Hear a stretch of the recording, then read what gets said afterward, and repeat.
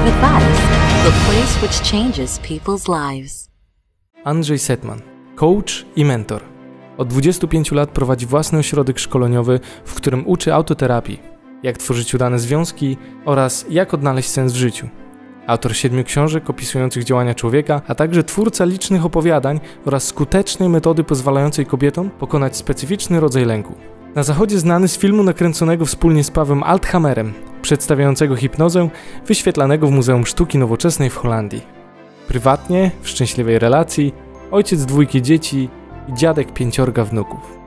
Panie i panowie, przed wami Andrzej Setman. Ladies and gentlemen, welcome in the 5 pieces of advice, the place which changed human lives. Rozgrzewa się. Panie i panowie, witam was wszystkich bardzo serdecznie. Jest ze mną Andrzej Setman. Andrzej jest autorem 7 książek do tej pory o życiu, o miłości. Widzimy są 4 książki. Kilka tak, bo te mi się podobały. To moje ulubione. Dlaczego to twoje ulubione? Kilka słów na temat każdej. Kilka słów na temat każdej. To jest taka moja sztandarowa. Napisałem ją, jak w Polsce jeszcze nic nie było na temat zdrowego myślenia. Czyli jak jeszcze nie było nic na temat RTZ-u. I wtedy tak mi się szalenie spodobał RTZ, czyli zdrowe myślenie, zdrowe podchodzenie do życia, że wpadłem na pomysł, aby to udostępnić ludziom przeciętnym, którzy potrafią czytać, a nie potrafią czytać książek naukowych. W tej chwili już jest dostępna taka gruba cegła RTZ, a tu jest taka beletrystyka. To by się nawet udało do połowy doczytać, pewno nie? Tak. No, nie doszło. Myślę, że skończę. A od połowy jest właśnie wpierw jest takie wprowadzenie, a potem jest rozmowa między Edwinem a Arnoldem. Jeden jest przewodnikiem, specjalnie jest przewodnikiem, czyli przewodzi go przez pomysły, przez świat, przewodzi Edwina i mu tłumaczy, co jest ważne w życiu. A potem jest jeszcze bardzo podobna historyjka, jak jedna kobieta drugiej tłumaczy, co jest ważne w życiu u kobiet, bo to jednak różnią nas między nami, facetami, a nimi, kobietami, są pewne maleńkie różnice. Właśnie, I niech żyją te maleńkie różnice. No właśnie, Andrzeju, tak naprawdę, szczerze mówiąc, to ja jestem zainteresowany tym, co jest w życiu... Różnicami. Tym, co jest w życiu ważne. No, Dla mnie pełne życie to jest takie, w którym wiem, że żyjąc moje życie, że niczego w nim ani nie brakuje i że zadbałem o wszystkie ważne elementy, które tam są. Jest to możliwe. Dobrze wiesz, że to nie jest możliwe. No właśnie... Nie jest możliwe zadbać o wszystkie elementy. Możesz zadbać tylko o niektóre. Z tego, co wiem, chcesz ludziom poprawić los. Tak, że w jakiejś części chciałbym ludziom poprawić los. Chciałbym, żeby społeczeństwo, żeby ludzie żyli lepiej, mieli się lepiej, kochali bardziej. Bardziej od czego? Bardziej od tego, niż nas nauczono. A nauczono nas? No właśnie nie za bardzo. W zeszłym roku, już taką dygresję jak można, w zeszłym roku zaprosili mnie studenci SGH, Szkoły Głównej Handlowej, bo mają tam klub studencki i zapraszają różnych ludzi, którym im się wydaje, że mądrze gadają. Doszli do wniosku, że ja mogę mądrze gadać. Że jakaś malutka salka, paru studentów będzie w tej salce, a tu się okazuje, że nie, aula. Napchana ponad 200 osób w auli. Wyszedłem na środek, rozejrzałem się, mówię, proszę bardzo, ręka do góry. Mówię, tak się rozejrzeć i przytrzymajcie ręce w górze. Kto chce być w swoim życiu tak szczęśliwy jak tatuś lub mamusia? Proszę bardzo, ręce do góry, bo chcę policzyć las rąk do góry, słucham. Jak uważasz, na 200 osób ile rąk się podniosło do góry? Jedna albo żadnej. Blisko jesteś, 2. Mniej więcej 1 osoba na 100 miała się gdzie nauczyć, jak być szczęśliwym w życiu. Jak prowadzić takie życie, które przynosi radość. O, to jest bardzo dobre pytanie. To pozwól, że zanotuję. 1 osoba albo 2 na 100 nauczyły się, jak żyć życie? Nie nauczyli się, mieli od kogo. Okej. Mieli od kogo, bo w mojej szkole, zarówno w tej podstawówce, zarówno i później, zarówno i na studiach, Nie miałem ani jednej godziny, jak być szczęśliwym, jak osiągnąć szczęście. Były jakieś bajki, że poszukują szczęścia, że ludzie gonią za szczęściem. No podobno szczęście istnieje, tak? No i Są tacy, którzy całe życie szukają szczęścia z różnymi skutkami. Szczęście nie istnieje samoistnie. bardzo dziękuję. Jedyne szczęście, które istnieje samoistnie, to jest heroinka. Bierzesz heroinkę, walisz w żyłkę i to jest czyste szczęście. To jest ten stan, gdzie odczuwasz szczęście bez powodu.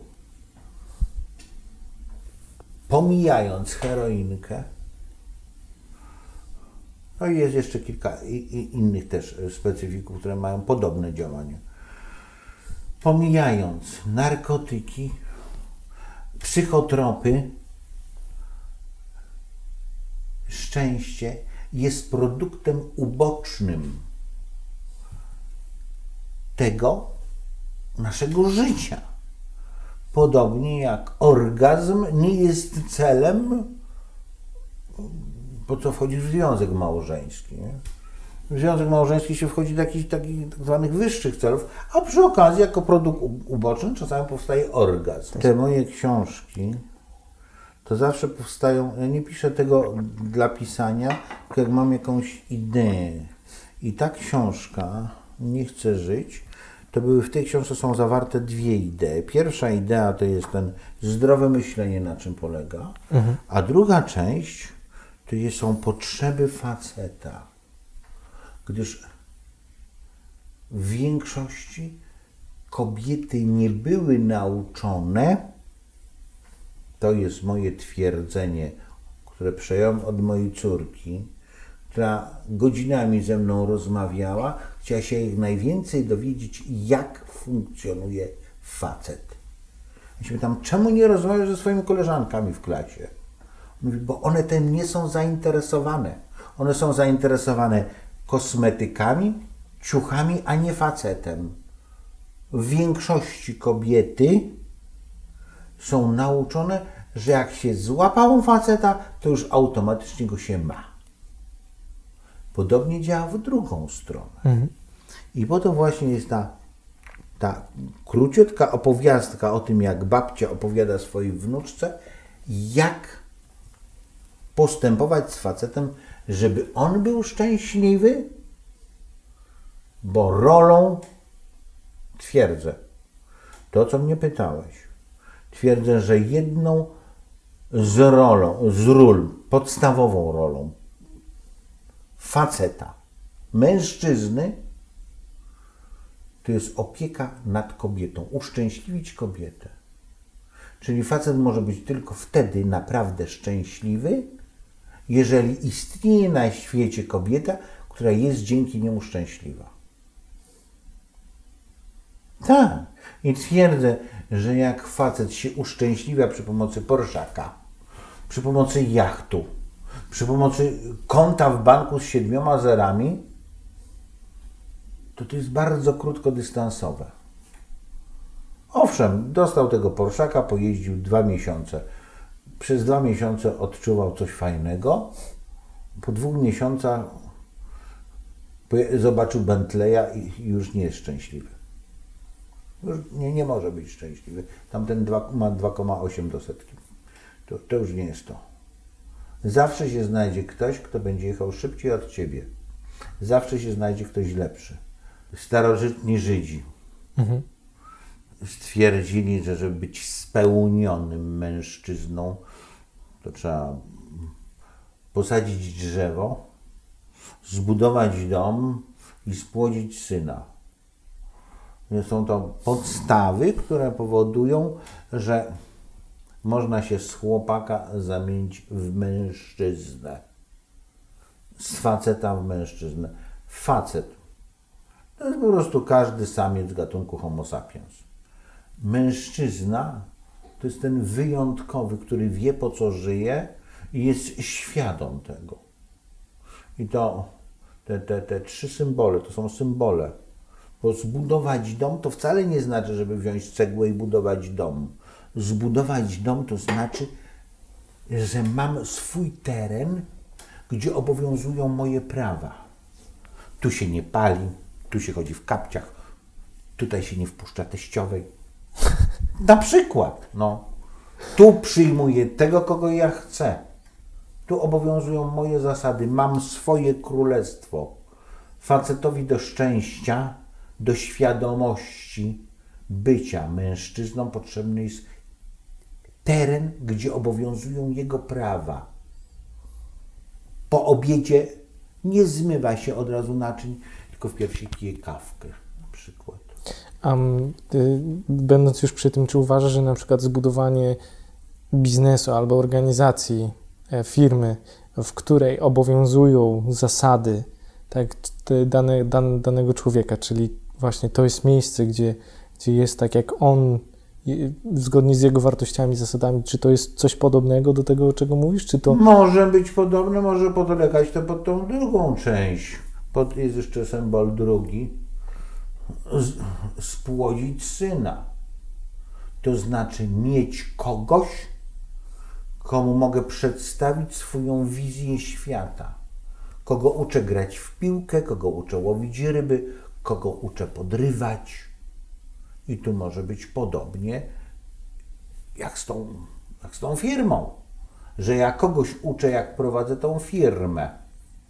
Też może być. Może być jeszcze ta trzecia rzecz, bo trzeci symbol to jest... Posadzić drzewo. Świetnie. Biblia została napisana przy użyciu tylko 4000 słów. Tam nie było gatunków drzew. Wiesz, jakie drzewa oni sadzili? Baobaby. Oni nie byli w Afryce, kochani. Tak mi się powiedziało, Andrzej. Oni sadzili te drzewa, którym był sens sadzić. Oliwkę sadzili. Drzewo oliwne, żeby mieć oliwę do jedzenia, oliwę do oświetlania, oliwę do smarowania. Oliwę. To było drzewo, które sadzili. Oliwka. Czyli to jest symbol, żeby zrobić Oliwka, coś, co ma sens? Oliwka to jest takie drzewo, że jak posadzisz, to po jakimś czasie ono daje owoce. Mhm. Ale po jakimś czasie, to jak masz kupę szczęścia, to już po 40 latach. To znaczy, że zazwyczaj ten, który sadzi oliwkę, nie je z tego owoców. Dopiero jego syn lub wnuk je. Czyli zostawia po sobie coś dla następnych pokoleń. Moją oliwką są właśnie moje książki. One zostaną, jak mnie już nie będzie, a jeszcze moje książki będą. Jeszcze ktoś mnie wspomni, czyli ja mam tę szansę patrzeć na to życie również z punktu widzenia, że coś po mnie zostaje. Mhm. Może to być, bardzo często tak jest, że to jest ta firma, którą ktoś stworzył. Tego. Mhm. Andrzeju, powiedz mi tak, gdybyś miał udzielić młodemu człowiekowi 5 rad. To jest cel. Uważam, że człowiek łatwiej mu się żyje, lepiej mu się żyje, kiedy idzie w kierunku do celu. Czyli żeby iść w kierunku do celu, trzeba wiedzieć, jaki się ma cel. Mhm. Czyli jak się nie ma celu, to nie wiadomo, w którym kierunku iść. Tak. Czyli czy to, co ja robię, pozwala mi osiągać moje cele, bliższe lub dalsze. Wcale nie jest powiedziane, że ma być jeden cel. Ważne jest, żeby mieć dystans do siebie. A miałeś kiedyś tak, że przez jakieś lata nie miałeś tego dystansu? Oczywiście, że miałem tak. I co to powodowało? No, że na przykład jak zwichnąłem sobie nogę, to dla mnie była tragedia, bo nie mogłem wziąć udziału w zawodach lotniarskich. No. To była dla mnie tragedia. A teraz zdarzyło się widocznie. Jak rozbiłem samochód, jak mi ukradli samochód, to dla mnie była straszna tragedia, ale to była najdroższa lekcja w moim życiu. Bo zrozumiałem, że rzeczywiście to, co materialne, nie jest tak ważne w naszym życiu, jak chociażby nasze życie i zdrowie. Chroń swoje życie, zdrowie i poczucie własnej wartości. Chroń? Chroń. A to ono jest zagrożone? No ty jesteś zagrożeniem. Ja jestem zagrożeniem? Tak, dla twojego życia jesteś zagrożeniem. Ja jestem zagrożeniem dla Dla mojego życia? twojego zdrowia. Idziesz do sklepu, kupujesz jedzenie, tak? Tak. W zależności co dostarczasz swojemu organizmowi, to albo dostarczasz mu środki ochrony roślin. Czyli co, chroń swoje życie, zdrowie, poczucie własnej wartości przed sobą samym? No nie powiedziałem, że przed sobą samym. No ale, bo No, ja się zapytałem przed kim. Jeżeli wkładasz sweterek, to chronisz swoje zdrowie. Że wyłożyłeś sweterek, żeby ci było ciepło. Czyli chronisz swoje zdrowie, dbasz o siebie, dbaj o siebie. Po jakimś czasie się okazało, że podjąłem dobrą lub złą decyzję. Co to była za decyzja? Rozwód! Byłem strasznie niezadowolony. No, a potem się okazało, że dobre. Czyli okazuje się, Że wcale to, co w danym momencie jest dla nas okropne, tragiczne, że potem... No właśnie, bo Andrzej, no bo wiele ludzi tkwi w związkach, mimo tego, że są nieszczęśliwi, ale twierdzą, że tak musi być i tak dalej. I teraz, czy ty ze swojej perspektywy radziłbyś, że jeżeli są nieszczęśliwi, to żeby wziąć rozwód? Ja ze swojej strony. Tak. To zależy, to wszystko zależy. Nie ma jednej rady.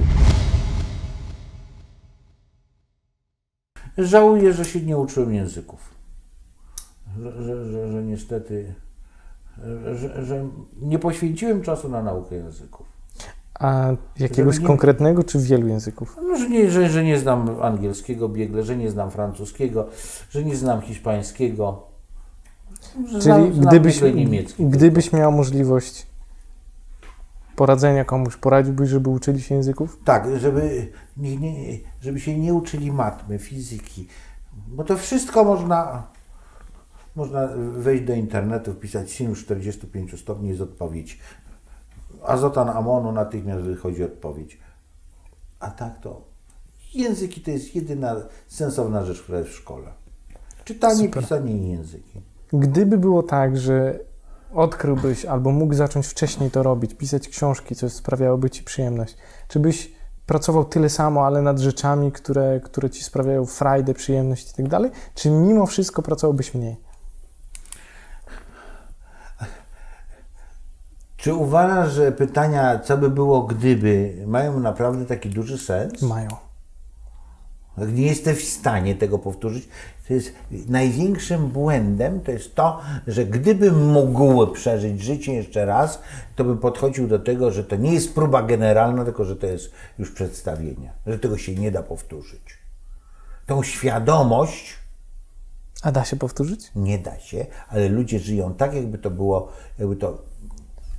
ludzie bardzo często żyją tak, jakby ten czas był powtarzalny.